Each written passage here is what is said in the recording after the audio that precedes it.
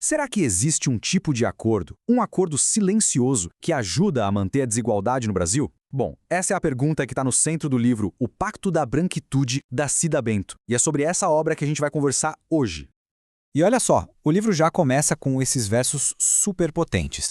É um jeito de dizer, se prepare, porque a gente vai mergulhar naquela parte da história que normalmente a história oficial não conta. E para começar essa exploração, a autora não joga um monte de dados na mesa, não. Ela parte de um lugar muito mais íntimo, de uma história de família que é ao mesmo tempo bem pessoal, mas muito reveladora. Aconteceu o seguinte, o filho dela, o Daniel, de 10 anos, ouviu de um coleguinha branco que ser descendente de gente escravizada era uma vergonha. E esse comentário, essa frase dita entre duas crianças, acendeu uma luz na cabeça da autora. Peraí, por que uma criança sente vergonha da sua história, enquanto a outra, que é descendente dos escravizadores, não sente absolutamente nada? O livro vai argumentar que isso não é só, coisa de criança. É um sintoma. Um sintoma de um acordo social muito maior, um acordo que ninguém fala em voz alta. Então, para a gente conseguir entender esse fenômeno, o livro traz um diagnóstico baseado em dois conceitos que são chave para toda a discussão. O primeiro conceito é o de branquitude. E aqui é importante entender, não se trata da cor da pele. A autora define branquitude como uma posição de vantagem na estrutura da sociedade. É um lugar de onde pessoas brancas se veem e veem sua cultura como se fosse um padrão, a norma, o universal, e todo o resto vira o outro. E aí, a partir dessa ideia de branquitude, a gente chega na tese central do livro, o pacto narcísico. O que seria isso? Seria um acordo que passa de geração em geração, mas que ninguém precisa combinar.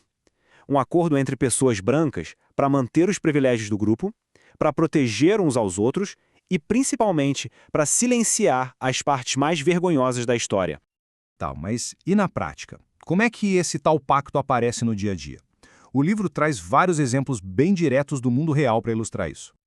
Por exemplo, no mundo corporativo, a autora, vindo da área de recursos humanos, observou uma coisa que ela chama de cota não explicitada de 100% para brancos. Ou seja, quando a gente olha para os cargos de alta liderança, parece que existe uma regra não escrita de que eles devem ser ocupados quase que exclusivamente por pessoas brancas. E teve uma situação em que esse pacto deixou de ser silencioso. A Cida Bento, trabalhando como recrutadora, ouviu de um gerente de contratação a seguinte pergunta: não te disseram que neste banco não se contratam negras como secretária? Quer dizer, ficou tudo às claras. E essa mesma lógica, segundo o livro, aparece também em outras áreas. Pega o sistema de justiça, por exemplo. Um estudo de 2021, que é citado na obra, mostrou um número impressionante. 85,9%, quase 86% dos juízes no Brasil são brancos. Outro ponto que o livro levanta é a diferença gritante na forma como a gente fala sobre a herança da escravidão. De um lado, o foco é grande nos impactos negativos que foram passados por gerações para a população negra. Mas do outro lado, e os impactos positivos? As vantagens acumuladas pela herança do escravizador. Sobre isso, quase nunca se fala. É um silêncio. Ok, mas então, como é que essas disparidades todas são justificadas? O livro vai direto na principal justificativa e começa a desconstruir essa ideia. E a justificativa mais comum é a famosa meritocracia. Aquela ideia de que quem está no poder conseguiu chegar lá unicamente pelo próprio talento e esforço individual.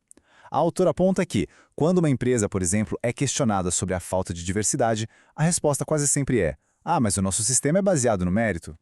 Só que o livro contesta justamente essa visão. A argumentação é que essa ideia de mérito individual simplesmente ignora um monte de vantagens estruturais que são herdadas. Coisas como a qualidade das escolas, ter acesso à internet em casa, ter melhores cuidados de saúde, morar num lugar seguro, sem falar das redes de contatos e do patrimônio herdado. Beleza. Então, se tudo isso está tão enraizado no sistema, o que fazer? Qual é o caminho para a mudança, segundo a autora?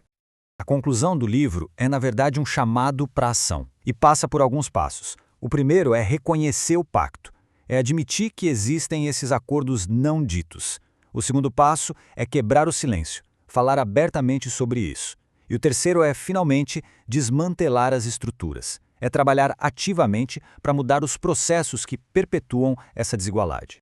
No fim das contas, a análise que a Cida Bento faz em O Pacto da Branquitude deixa uma pergunta no ar, uma reflexão bem provocadora para a gente pensar. Se um pacto como esse se mantém justamente porque ninguém fala dele, o que acontece quando a gente finalmente dá um nome para ele e fala em voz alta?